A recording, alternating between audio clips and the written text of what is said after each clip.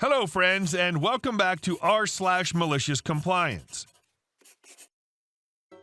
In our first story, the boss turned out to be a cool guy, but the employees realized it a little too late.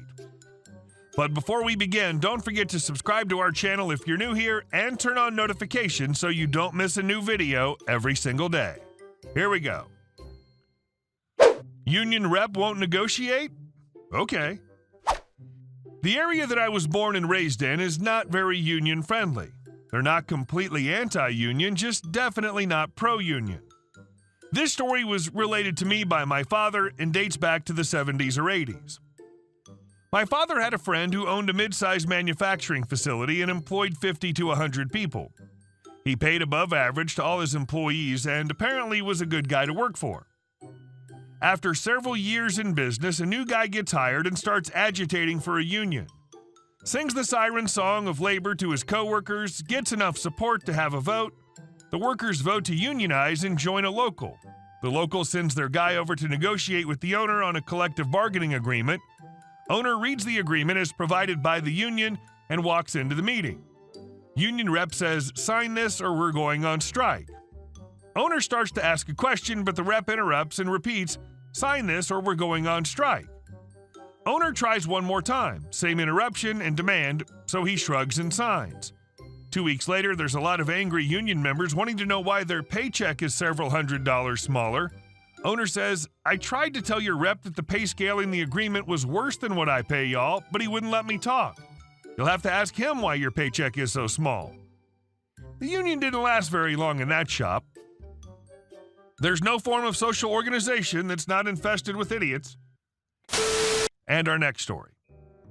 Entitled mother and son demand $50,000 from my dad. For this story, there are three main people to consider. The entitled mother, who I'll call Gina, her entitled son, I'll call Mark, and my dad. My dad, 64-year-old male, went through a really difficult financial crisis a few years ago, beginning in 2016. He'd invested heavily in the real estate market, and at the time, the market was doing horribly, so it did affect his finances to a great extent. Let me introduce Gina and Diaz. Gina's my dad's cousin and in her 60s. She had 6 children with her late husband, all within the range of late 20s to early 50s. Her son, whom this story revolves around, is in his early 40s right now. In 2009, Gina lived in the village with Mark, where he ran a fairly successful pineapple farm business, and then there were allegations levied against him by the family of the deceased that Mark had a hand in this. The police were involved and they found no incriminating evidence, so like most things in my country, the case went unsolved. However, the deceased family was angry and the sort to take justice into their own hands. Gina called my dad one day in 2009 and told him what was going on and begged him to please let Mark live with us in the city far away from the village. My dad agreed to help him, so Mark arrived at our home in early 2009. He was in his early 30s at that point. Upon arriving, he got a job at a bar and grill fast food restaurant where he worked for about a year or two before my dad helped him get a decent job at an insurance firm. He had an entire room and bathroom all to himself and never paid rent or utilities. He never paid for his own food or bought his own groceries. Whenever an appliance broke at home, my dad would replace it and Mark would take the broken one. From flat-screen TVs, refrigerators, bed and mattress, etc., my dad let him take them all. He had them fixed and gave them to his sisters who just moved to our city. My dad took care of him and his needs as though he were his own child. My mom wasn't exactly thrilled about him moving in with us in the beginning because it was so sudden, but given the life and death nature of the situation, she accepted it. When my dad retired a few years later and got his gratuity, he assisted most of our extended family financially, and in that spirit, he gave Mark a check for what amounts to roughly $6,000 to help him out, and he was really thankful about it because he said he'd never been gifted such an amount of money before, and he didn't think people were that generous. We lived in relative bliss until 2016, when my dad's financial issues began. Around that period of time, we did struggle a lot. Most days there was no food at home, and to his credit, Mark used a part of his savings to assist the family back then, but it was never free. However, it didn't really matter because in that moment, without assistance, we probably would have starved. He'd buy food items and groceries and also lend my dad some money, All these expenses were always repaid every few weeks when my dad received some money because the assistance received from Mark were loans, and you always have to pay your debts. And secondly, because my dad didn't expect Mark, who was also struggling and figuring things out, to cater for the family. Things generally continued this way until 2018, when there was a resurgence in the real estate market in my country. My dad was finally able to sell both properties, each for around low six figures. That influx of cash pushed us out of the red and into a more comfortable position. After the sale, my dad's first major purchase was a car because we'd sold both of our cars during those difficult years. There weren't a lot of people who came to our aid during that period, so as a way to show gratitude, my dad gave Mark a check for about $5,000 to $6,000. Now this is where the entitlement began. Mark knew how much both properties sold for, so shortly after my dad bought the car, Mark came to him with an itemized list informing my dad that he decided to go back to the agricultural sector. He wanted to start another pineapple farm, but not just pineapples, he also wanted to grow oranges. As a male child, he had inherited some plots of land in the village after his father died. He planned on using that land for the business. By this time, it had been almost a decade since he'd fled from the village, and most of the pressure and threats had died down, so he felt safe returning. And besides, he wasn't actually going to be living there, seeing as how he still had his job in the city. He simply wanted to set it up and have his mother run it for him. He'd already discussed his plans with his mother, and she was excited about the idea. Then he handed my dad a list of everything needed to pull this off, and he needed an initial capital of what amounts to roughly $50,000 from my dad to begin. My dad was stunned. He asked him if he realized just how much he was asking for. My dad said that if he had even saved up a fraction of that money by himself, then maybe he'd have been willing to see what he could do, but he expected my dad to pay for everything, which wasn't okay, given that all four of my younger siblings were in boarding school, which was kind of expensive. And he was also making college plans for them as well, so he wasn't in a position where he could just give out $50K just like that. This annoyed Mark, so he asked my dad to loan him the money instead, but again, my dad refused to do so. Because there was no guarantee that he could make back that money in a year from a startup business, my dad offered him 10% of what he asked for free to try and help him, but that wasn't good enough for him. I can't forget the statement he made when my dad said no, nor can I forget his tone. He said, "So you say you won't give me this money? Okay, no problem." And then he stormed out.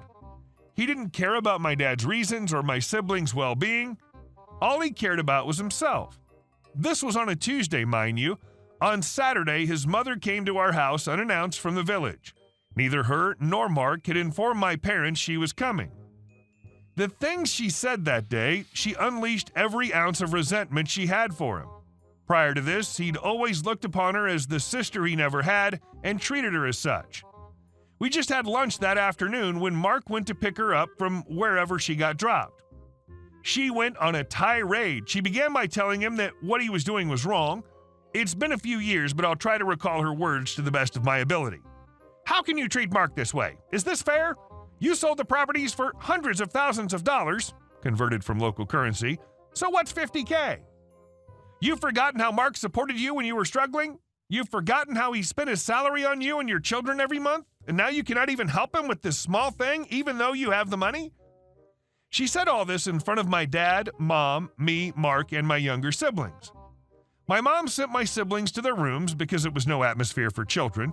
I can't remember everything she said, but I do remember this part. "You have also forgotten about the numerous times when I used to look after your mother." My grandmother had dementia during the latter years of her life, and unlike in Western countries, the concept of housing for senior citizens isn't very popular here. So instead, the family usually takes care of their own. My dad viewed her as his sister, so he asked her to please look after my grandmother for him since he was in the city and she and my grandmother were both in the village. My dad visited every month and ensured that they weren't lacking for anything.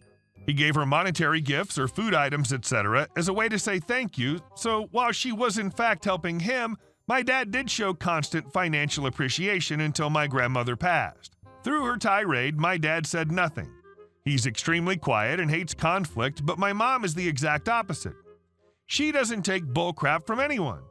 When she brought up my late grandmother, my mom raised her voice and began to chastise her about her behavior and began pointing out every single detail of the extent my dad had gone to help ES.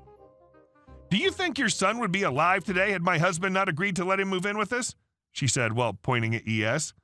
"Weren't they after his head after the allegations made against him?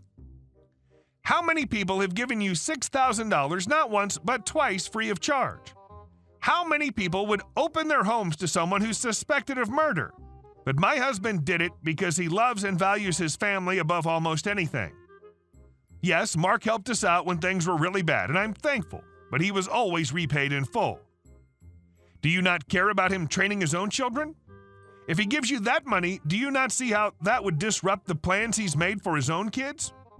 How can you both be this selfish? How dare you come into our home and raise your voice at the man who has protected, fed, and housed your son for a decade? How dare you bring his late mother into this?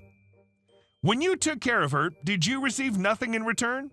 He never provided for you financially or looked after you while housing and taking care of your son as well." This shut her up.